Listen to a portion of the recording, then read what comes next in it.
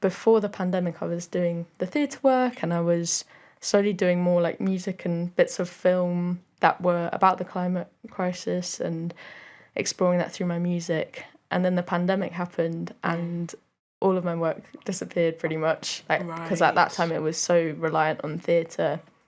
And I was already starting to be like, I'm not sure if theatre is where I want to solely work, because it can be incredibly... There are so many amazing people work in theatre, but as an industry,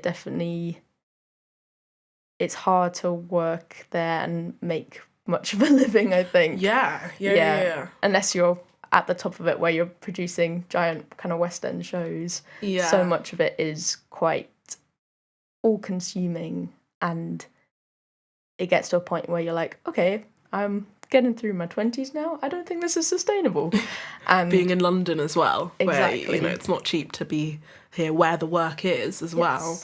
And as you say, it's West End, and then it's everything else. And if you're trying to sort of follow your nose and things you're actually interested in, that's quite a hard thing to navigate, I imagine. Definitely. And I was finding I was either having to say yes to a lot of projects and not doing any of them like quite I wasn't working on them as much as I would like to, because I was having to juggle so many projects, or I'd just say yes to like one or two at a time, but then you go, oh god, I don't think this adds up quite. So yeah, the pandemic for me was a good chance to sort of reset and rethink about what I wanted to do, and at that point I was questioning, like, is this the point to go back to an office? Is this the point to kind of shift towards something more, I guess, stable? And it was at that point that I applied to Sound of Music's New Voices programme, so Sound of Music is the organisation that we did the workshops with, and for anyone listening, is a great place to look for funding and support and opportunities. Yeah. And meet people. Yes.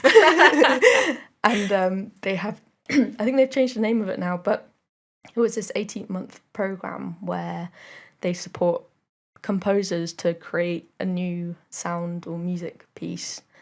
And I got accepted onto that, I think, around October of 2020. So it was the perfect time for me. It just caught me before maybe I would have chosen to leave the arts.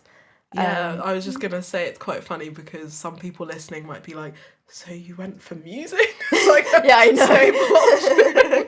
Yeah. That's all relative, right? Yeah. I guess within music, there's maybe more diversity in terms of like what you can do with the skill set of recording, producing, engineering, being an artist, getting funding, being a composer. Yes. If you're broad enough, I think it maybe is more stable. But yeah, and I'll say I'm definitely learning since then, as I'm trying to do more live shows or produce music. That's definitely the part, release music, that's the part of my career, I suppose, where it is more passion led, and I know that it probably won't make much money.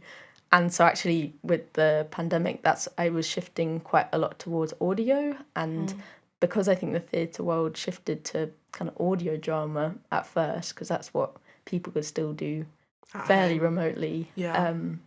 So I did one audio play project, and I was like, oh, this unlocks a whole new world, where I was finding with theatre I was having to produce a whole hour-and-a-half score or soundtrack in a couple of weeks for a show, which is just impossible really to do with any detail.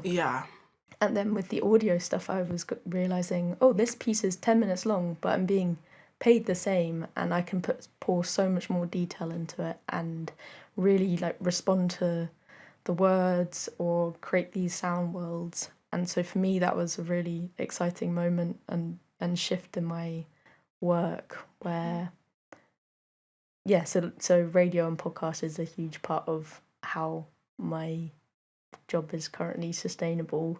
And then the music is something that kind of weaves into that and out of that, and is something that is more my own personal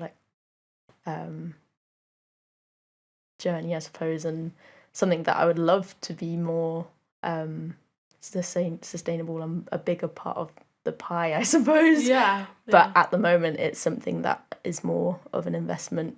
I think I do a lot of the other work. I get a lot of enjoyment out of the other work, but it's, some of it is to support that other dream, I suppose. Yeah.